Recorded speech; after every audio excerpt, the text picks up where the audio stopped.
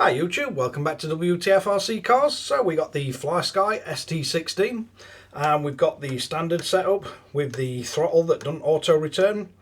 Now in the box we do get the little spring bit and we also get no instructions whatsoever in the box on how to make it into an auto return. I did have a look.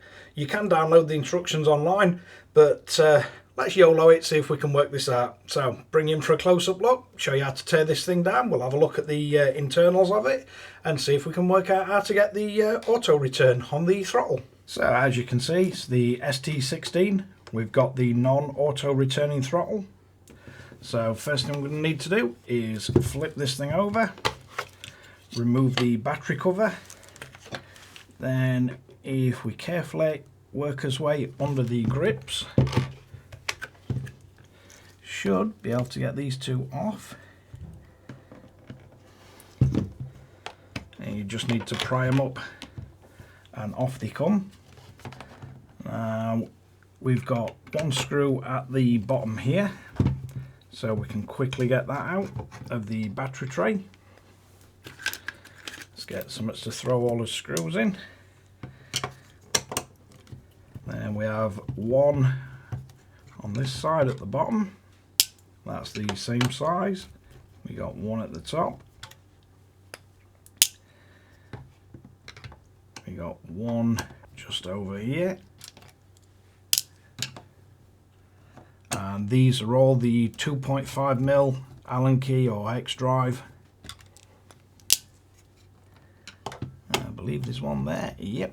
And you can see in the battery compartment, they're the two screws that you can remove if you want to take the 18650 holder out.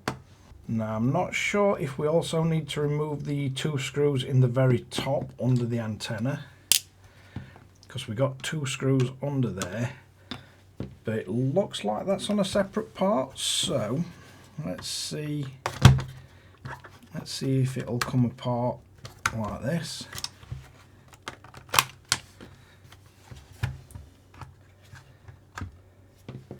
So it does look like everything's held together on pogo pins, making it really simple to remove it. Anybody that wants a close-up look at the insides, so we've got a couple of test points all over the board, but the general assembly is really nice.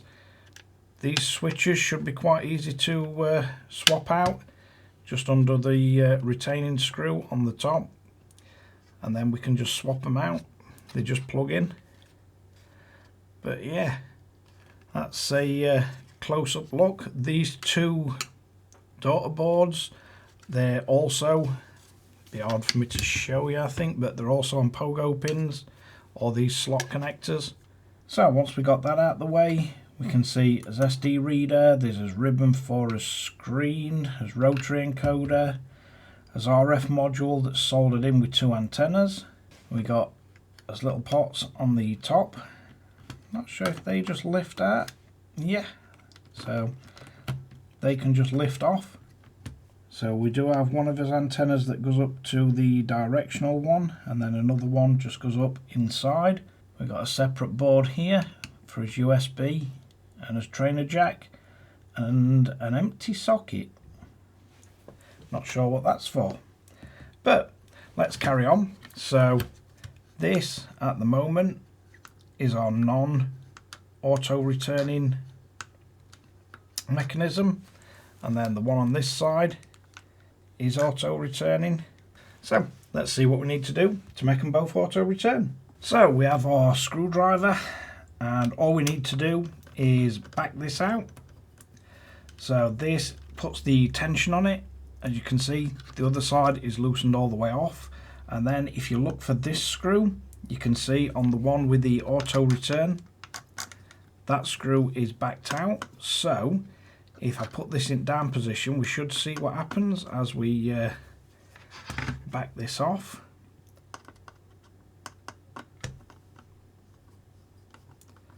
So as you start to back that off, you see it gets more and more tension. And then we have an auto returning throttle. and there's a lot more tension on this one. So if you do want to balance it out, you've got this screw here that we can screw in, and that'll put more tension on it.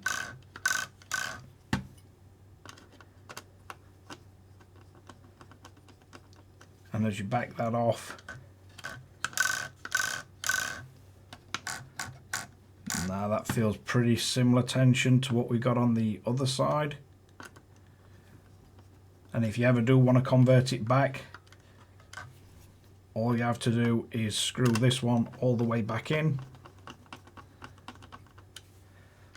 and it's just loose, and then you can add the tension by tightening this up.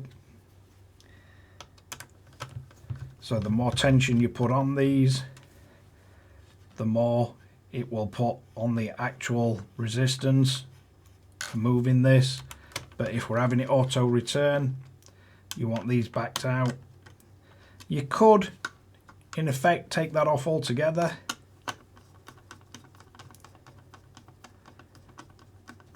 so backing that one out makes it auto return.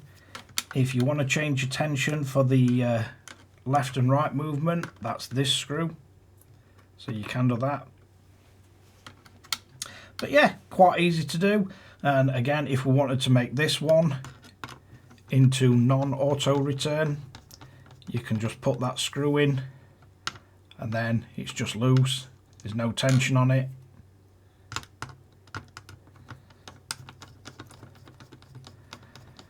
And if you back that out, you've then got your tension, and then for the actual sort of resistance on it, you can tighten that down.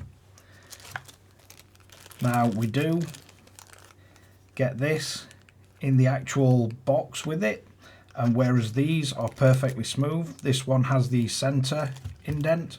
So if you wanted to swap one of these out for either of them, you can have the center indentation in it. So I'll just quickly show you what that does. So if we take this one for example, we can back these two screws out.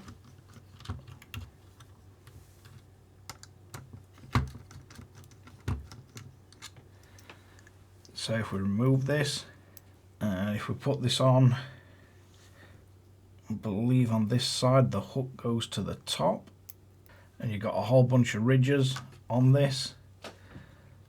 So let's get this lined up.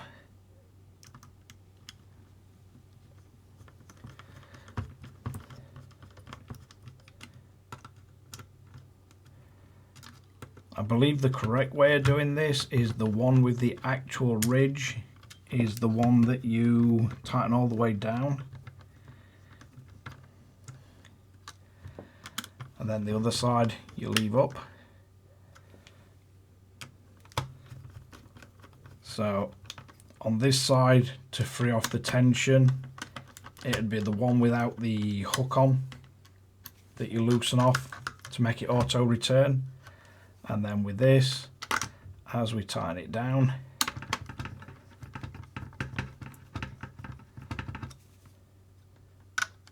you get more and more resistance on it actually moving. And if we tighten it pretty much all the way down, what you end up with is a stick that's very easy to move left and right, but you'd have to put quite a bit of tension on it to move it forward and back. It will move, but it's not going to move easily. I wouldn't think it'd move under normal use. So we've got a throttle that auto returns, and we can have a steering left and right, and then it is very difficult to move that. It will move, but it's quite difficult, so it may be that you find it really useful to have that if it's a bit unnerving having this one move as well. For me, I'm going to switch it back to the multiple direction, because although I may use this for an RC car, it's more than likely going to be used for setting up on my excavator, as I've got the little Cabalite excavator, and that's running currently on one of the ST8 transmitters, which would be a very easy one to convert over to the ST16, which after using both, the ST16, it has got a much nicer feel than the ST8, but it would mean that I don't have to rip all the receiver and everything out. And again on this one, the tension for moving left and right is here, tension for up and down is there. That's how you release the movement for auto return. And again on this side, tension for left and right, auto return, tension for forward and backwards. So yeah, overall quite a nice transmitter to work on. It's really easy to alter these, and the quality on inside is quite nice. Got plenty of little test pads, and I really do appreciate how easy it comes apart. I like that you can just lift these out. They are just all plugged in. So yeah, looks pretty simple to work on this transmitter. So quite a nice job done there by Flysky. So to put it back on, we should just line it all up and just squash it back together. We're going to have to put our screws back in. So we've got two right up at the very top. So I'll get both these put in. That's that one tight. Then we've got one at the very bottom.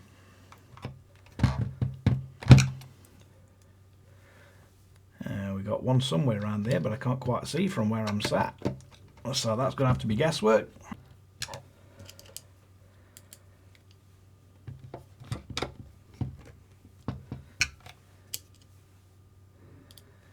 And we've got one at the bottom corner here. And we've got another one at that far side.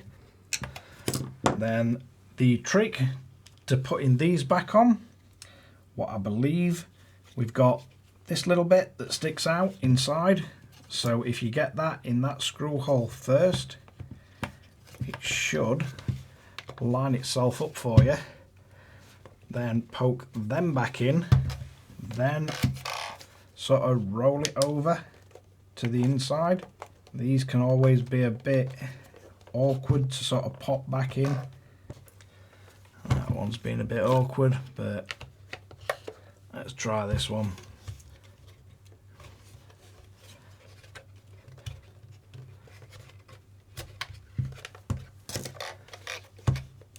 But you get the general idea. You just roll them round, and if you just keep working at them, they do eventually pop back in.